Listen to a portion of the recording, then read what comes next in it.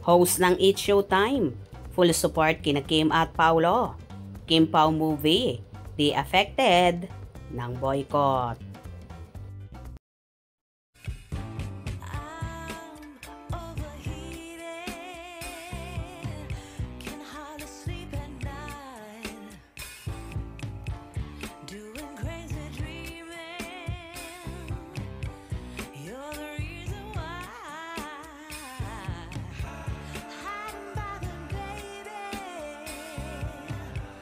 Masayang-masaya si Kim Chiu dahil full support ang It's Showtime family sa kanya sa grand premiere ngayong gabi ng pelikula nila ni Paolo Avellino ang My Love Will Make You Disappear.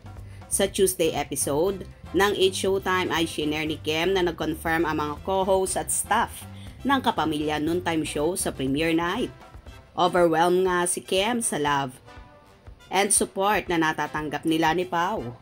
Sa katunayan ay umabot na sa 224 black screenings worldwide ang pelikula na inorganisa ng mga fan at brand na sumusuporta sa Kim Pao.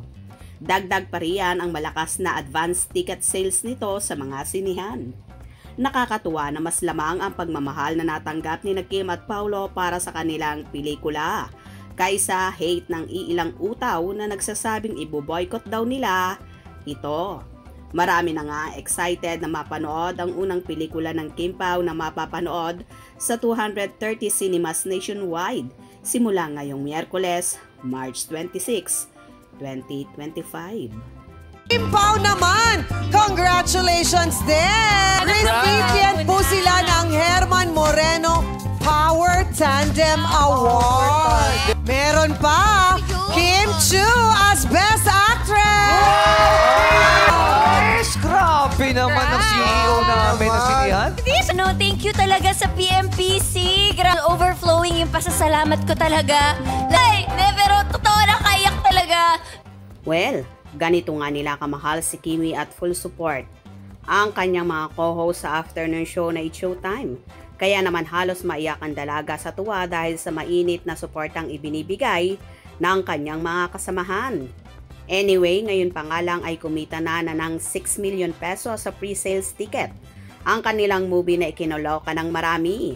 Aminado naman si Chinita Princess na kinakabahan siya na so excited na sa kanilang pelikula ni Paulo na marami na ang nag-aabang.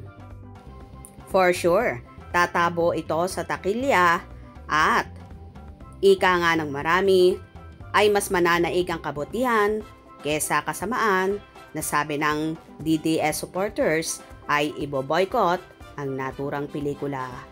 Hope you enjoyed. Please subscribe for more info.